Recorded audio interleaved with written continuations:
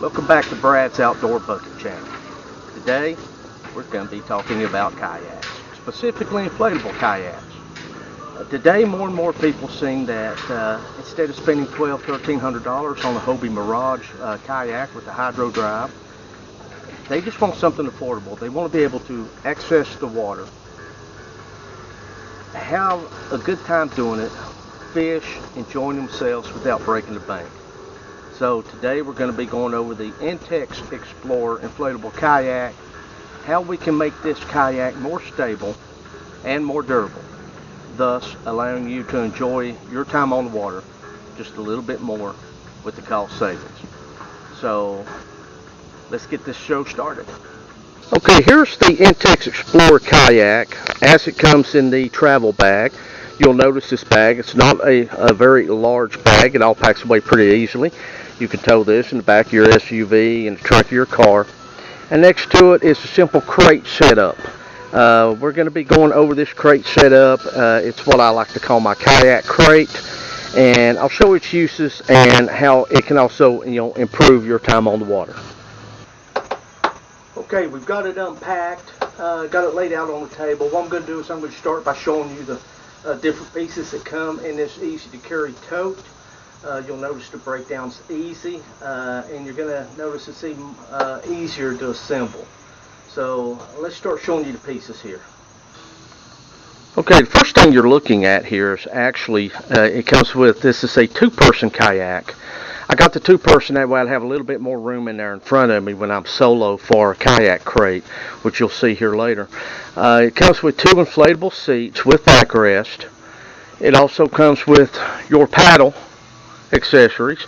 You'll notice the paddles do break down, so there's two sets of paddles it comes with. And that is the kayak itself. It rolls up very easily to be packed away inside the tote. So now let's open up this kayak and take a look. Okay, we have it opened up now. I've had to utilize two sawhorses and a piece of plywood because, like I said, it's a two-person. So let's walk up on here and take a look. You'll notice one of the first things I've done is I have installed what they call an anchor trolley. You'll see how that works later. That's your anchor ring. There's simply two pulleys on each end. And I've done the same thing on the other side. So, this is the K2 Explorer kayak. And we're going to open this up so you can take a look on the inside at where you inflate this thing and how we inflate this. Okay, for inflating purposes, they've made it really easy. You'll notice that it's numbered 1. You'll inflate that first. That inflates the floor. Then on each side, you've got number 2. That's a Boston valve for one side. And then on the other side, you have Boston valve number 3. And that inflates the other side. Then, of course, in turn, you have these little nipples inflates the front ring. And the same thing for the back. So, let me show you what we're going to be using to inflate this. Okay, what you're looking at is a 12-volt Coleman electric quick pump. You plug it into the cigarette lighter of your vehicle, and you insert that piece into your Boston valve. Great thing about Boston valves, it allows air to go in, but not come out, unless you take the whole Boston valve piece off to quickly deflate. We also have a high output air pump, double quick 2 by Intex. This actually came with the kayak, but we'll be using that to inflate the front and rear rings because it's a lot less air you have to pump into that thing, and it's just it would take you a while pumping to pump this thing up. So, word of advice: if you get an inflatable kayak, get the electric pump. It'll save you a lot of time and a lot of effort.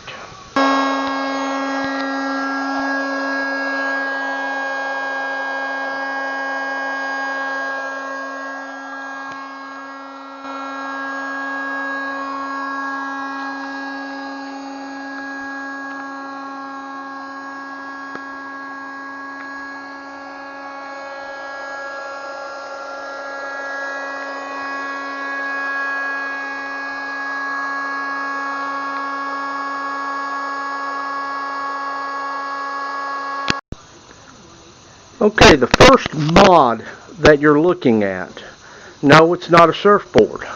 No, it's not a paddleboard. This is what they call a false bottom. Now, this particular bottom that I've made, the curvatures match the inside curvature of the floor, and you'll notice it's not really a thick piece of wood, maybe 1/8 inch. Just want something to give the bottom a little bit more stability.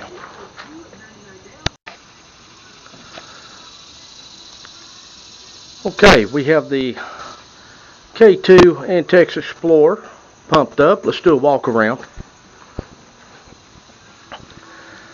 These are the rings that you blow up.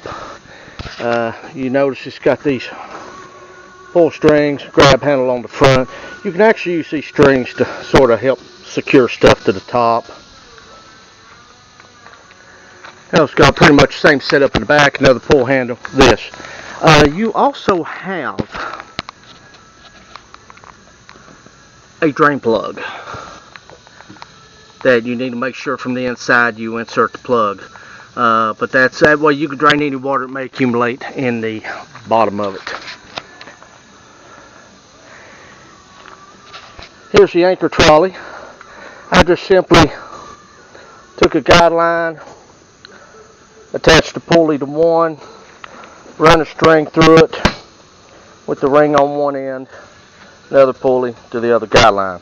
What you do is you hook your anchor line to this and throw your current out. It'll stop you, and then you can adjust the angle of the kayak by simply moving that back and forth for casting reasons.